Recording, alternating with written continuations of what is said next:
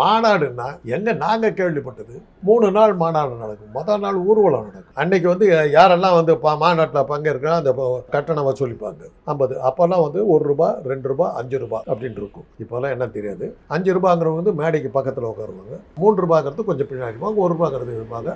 அது போக 50 அப்போல்லாம் 8 அணா. 8 அணாவுக்கு வந்து அப்படியே பின்னாடி நிற்பாங்க. ஃபுல் பந்தல் போட்டிருப்பாங்க. ஃபுல் பந்தல் போட்டு அங்கங்கே இது தூளி கட்டி விட்டுருப்பாங்க. குழந்தைங்களை தாளாட்டுறது. குடும்பமாக வந்து உட்காந்து இது பண்ணுவாங்க. அங்கேயே சாப்பிட்டு அங்கேயே இருந்துட்டு அங்கேயே விடிய இருந்துட்டு 3 நாள் இருப்பாங்க. முதல் நாள் இது முடிச்சு அந்த ரெஜிஸ்ட்ரேஷன்லாம் முடிஞ்சதுக்கு பிறகு மறுநாள் தான் மாநாடு ஆரம்பிக்கும். காலையில் 9 மணிக்கு கொடியேற்றுவாங்க. கொடியேற்றுறதுக்குன்னு ஒரு ஆளை கூப்பிடுவாங்க. அது ஒரு பெரிய கௌரவம். அந்த கொடியேற்றும் போது திமுக மாநாட்டையெல்லாம் கொடியேற்றுறதுக்கு முன்னாடி நாகூர் அனிஃபாவுடைய பாடல்கள் பாடுவார். அவர் பாடுவார்.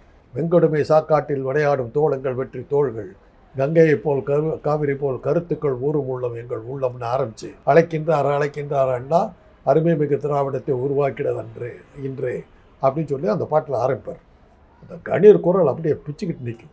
அந்த பாட்டை பாடி இது முடிச்ச பிறகு அந்த கொடியேற்றுவாங்க. கொடியேற்றின உடனே தலைவர்கள் அறிமுகம், வரவேற்புரை இதெல்லாம் நடக்கும். மத்தியானம் வரை நடக்கும். லஞ்சு உள்ளே சாப்பாடுக்கு பாடு எல்லாம் 3 நாள் நடக்கும். குடும்பமாக வந்து குழந்தைகளை தாளாட்டிக்கிட்டு அப்படியே உட்காந்துருப்பாங்க. அது மாநாடு.